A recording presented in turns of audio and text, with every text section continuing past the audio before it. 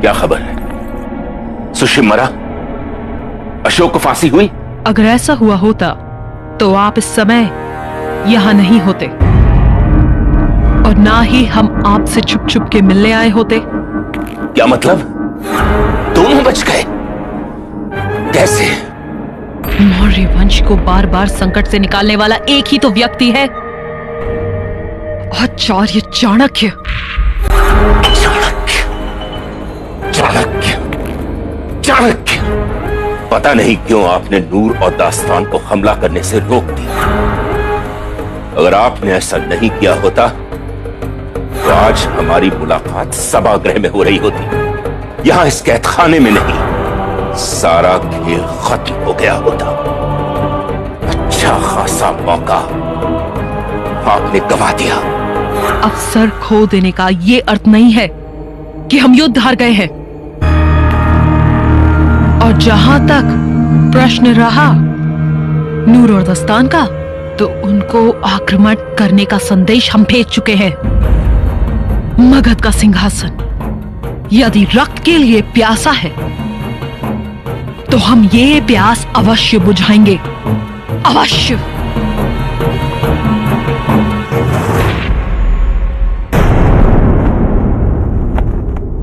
आचार्य, मुझे ऐसे आभास हो रहा है जैसे मैं अपने पुत्रों को जानता ही नहीं।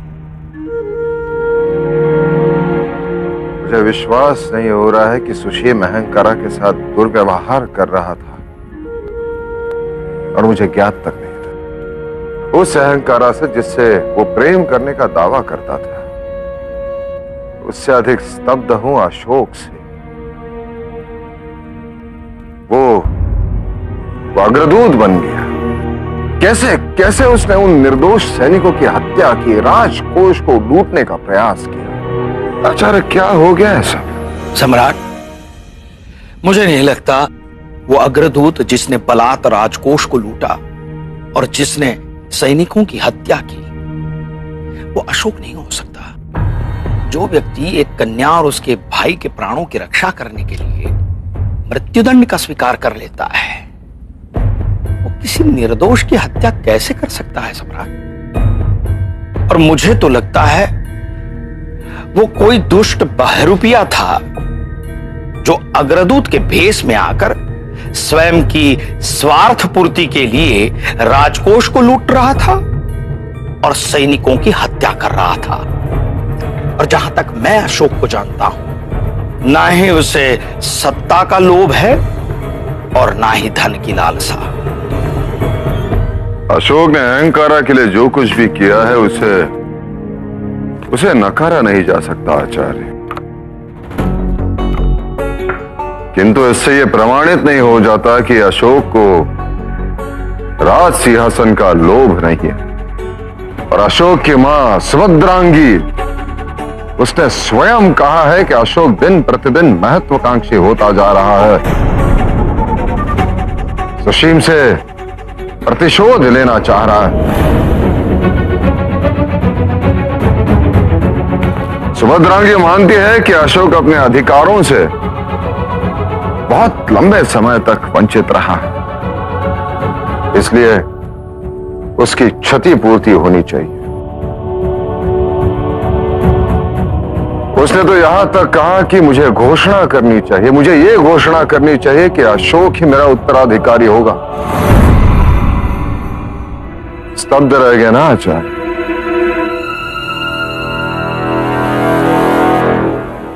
विश्वास ही नहीं हो रहा है कि इतने कम समय में इतना परिवर्तन हो जाएगा। आचार्य, ऐसे में मैं क्या करूं, आप ही बताइए। आपने स्वयं कहा कि अशोक और सुशीम को एक साथ नहीं रखना चाहिए, किंतु विलग रखने से क्या होगा?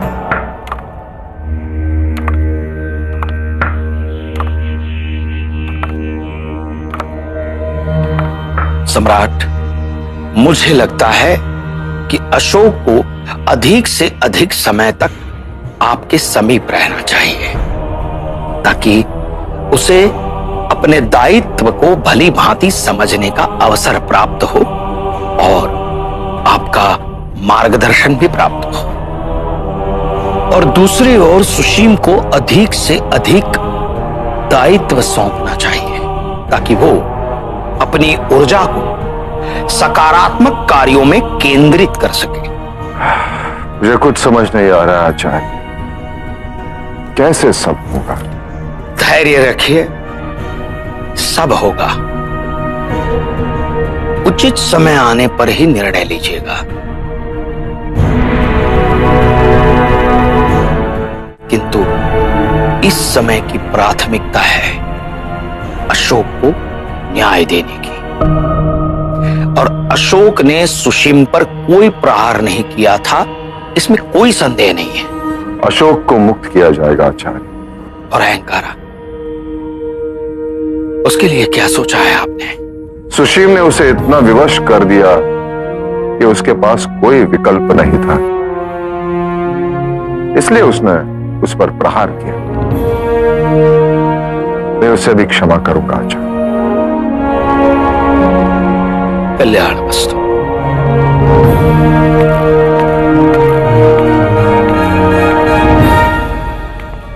मुझे रानी धर्मा में आए इस परिवर्तन का सत्य पता करना ही होगा। कुछ है जो ठीक नहीं। इससे पूर्व की बात और बढ़े, सम्राट से रानी धर्मा और अशोक के संबंधों को हानि पहुंचे, मुझे कुछ करना होगा।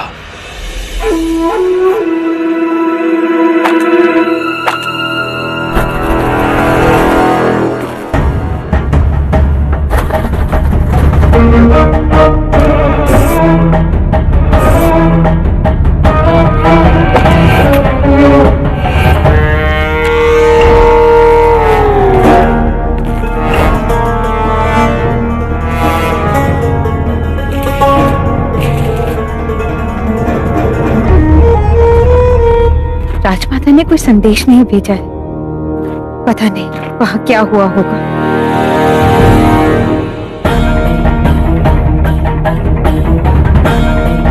दास्तान,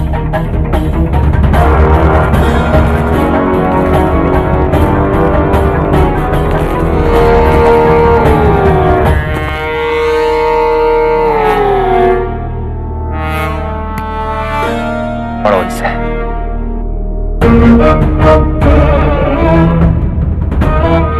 वृद्ध कुकुर ने पक्षी को स्वतंत्र करा दिया। पक्षी को मारना होगा। इसका मतलब अशोक और सुशीम को चाणक्य ने बचा लिया है और हमें अब दास्तान के साथ आक्रमण करना होगा। ये क्या खेल खेल रही हो मेरे साथ? हेलेना ने ये तुम्हें क्यों भेजा है? दास्तान, तुम गलत समझ रहे हो। राजमाता हेलेना हमारे साथ है। एक यूनानी खुरसानी की मदद करे, ये कभी नहीं हो सकता। तुम भूल सकती हो नूर, लेकिन मैं नहीं। यूनानियों ने मेरे भाई अर्श के साथ क्या किया, ये मैं कभी नहीं भूल सकता। उसका फायदा उठाकर फारस में घुसे और फिर उसकी पीठ में छुरा घोंप दिया।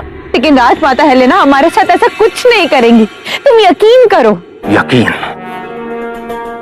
तुम्हें क्यों इतना यकीन है? हमने अपने पुत्र की बलि सियामत के लिए दी है। अब आपका और मेरा स्वप्न एक ही है और अच्छा होगा यदि हम उस स्वप्न को पूर्ण करने के लिए एक दूसरे की सहायता करें। देखो, तुम एक बार बिंदुसार को मर जाने दो, उसके बाद तुम्हें सब कुछ पता चल जाएगा।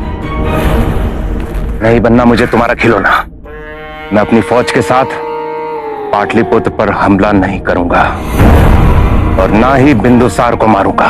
लेकिन दासन, तुमने हमसे वादा किया था कि तुम हमारा साथ दोगे। क्या तुम्हें हम पर भरोसा नहीं? क्या तुम्हें हमारी मोहब्बत पर भरोसा नहीं? देखो दास्तान, हम श्यामा की कसम खाते हैं, हम तुम्हें धोखा नहीं देंगे, लेकिन तुम्हें हमारा साथ देना ही होगा। खुरसानी अपनी जबान से नहीं मुकरते। मैं बिंदुसार को मारूंगा, मगर अपने ढंग से। तैयारी करो, हमें आज ही निकलना होगा।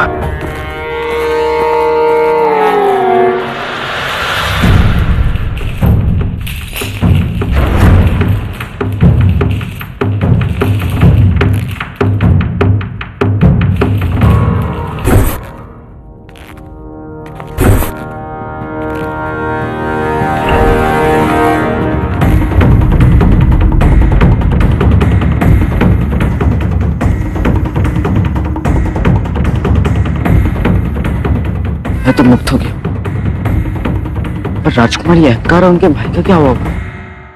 मैंने तुम्हारे पिताश्री को तुम्हारी रक्षा करने का वचन दिया था पुत्री। आज मैं सबके समक्ष तुमसे क्षमा मांगता हूं कि मैं अपना वचन निभा न पाया। किसी भी कन्या, किसी भी स्त्री का अपमान नहीं होना चाहिए, उनके साथ अत्याचार नहीं होना चाहिए, अन्याय नहीं होना चाहिए। और जो व्यक्ति स्त्री का सम्मान न कर सके, वो अपने माता पिता, अपने कुल के लिए किसी कलंक, किसी अभिशाप से कम नहीं। क्योंकि जिस कुल में स्त्री का सम्मान न हो, उस कुल का पतन अवश्य है। तुम स्वतंत्र हो अहंकार। सुशील से तुम्हारा विवाह करने का निर्णय मैं वापस लेता हूं।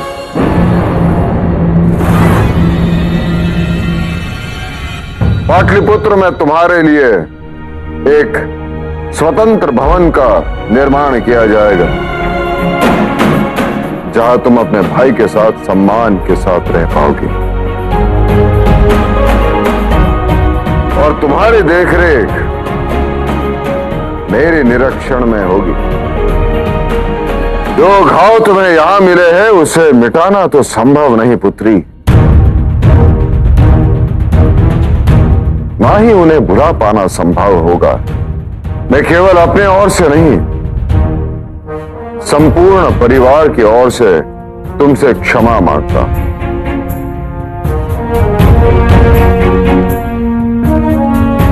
कि हम तुम्हारे पीड़ा के प्रति उपेक्षित रहे। नेत्र झुकाने से कुछ नहीं होगा राजकुमार सुशील। आपने जो किया है वह क्षम्य है, और मुझे ज्ञात है कि अभी भी तुम्हारे मन में अपने अपराध के प्रति ग्लानि नहीं है। फिर भी औपचारिकता के लिए ही सही, मेरी यह इच्छा है कि सभा के समक्ष अहंकारा से क्षमा मांगे। क्षमा मांगिए।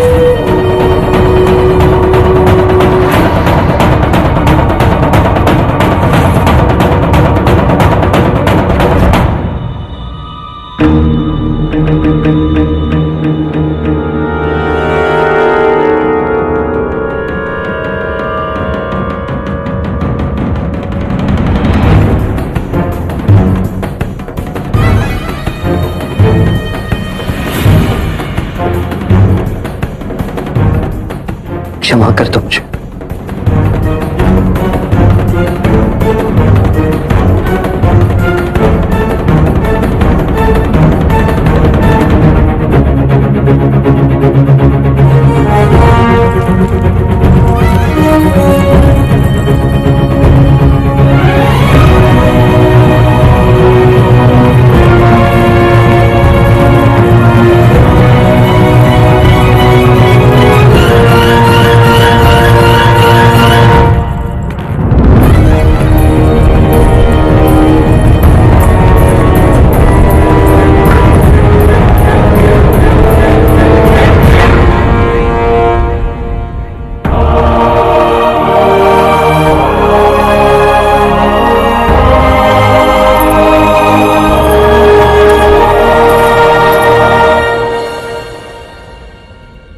अब आप सब कुछ भूलकर अपने जीवन को एक नई दिशा दीजिए।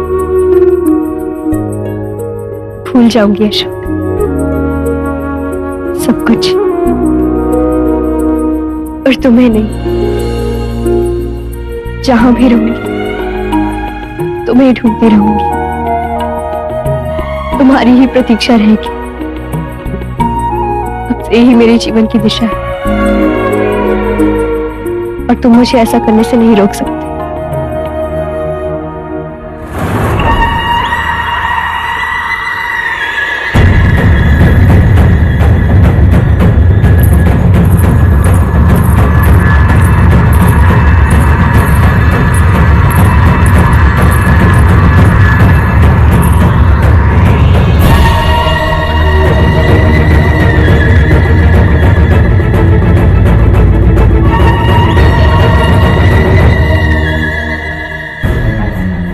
ये छोटी छोटी बातें हैं सुशी,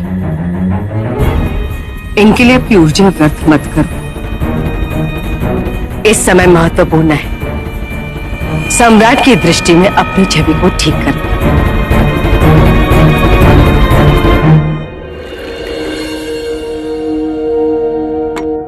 आओ पुत्र।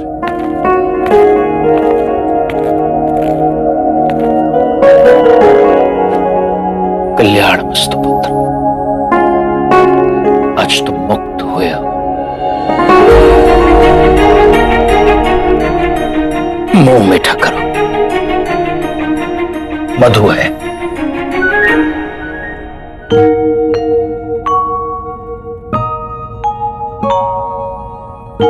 ये मधुमक्खी प्रकृति की अद्भुत देन है पुत्र। ये मधुमक्षिका एक ऐसी प्रजाति है जिनका भोजन मनुष्य खाते हैं। तुम्हें ज्ञात है? ये मधुमक्षिका के एक छत्ते में सहस्त्रावधि मधुमक्षिकाएं होती, और उन सहस्त्रावधि मधुमक्षिकाओं का नियंत्रण केवल एक रानी करती है। अचानक आपको मधुमक्खियों में इतनी रुचि क्यों आचार्य? यह मधुमक्षिका दंश करती है, विषैला दंश, जो कभी कभार प्राणघातक भी हो सकता है। किंतु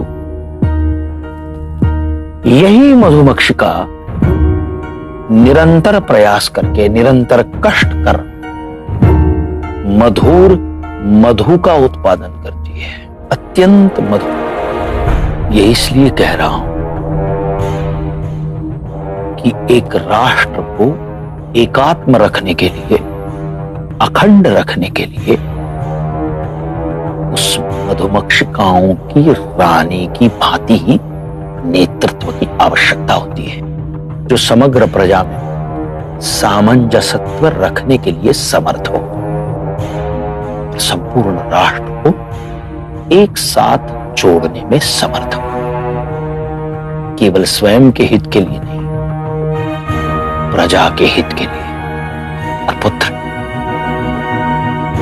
मुझे बड़ी प्रसन्नता हो रही है कि तुमने भी ऐसा ही प्रयास किया संतुलन करने का। अशोक, तुम जैसे व्यक्ति को सिंहासन पर बैठना ही चाहिए। धन्यवाद आचार्य, जो आपने मुझ पर इतना विश्वास रखा। पर मैं जो कुछ भी करना चाहता हूं सिंहासन पर बैठने के लिए नहीं करना चाहता, और सिंहासन पर बैठना मेरे जीवन का उद्देश्य नहीं है। श्यामा को जो मैंने वचन दिया है वो अभी मैं भूला नहीं हूं। परंतु सम्राट ने तो मुझे कुछ और ही कहा। उन्होंने कहा तुम्हारी माता देवी धर्मा तो ये चाहती हैं कि तुम मगध के उत्तराधिकारी बनो।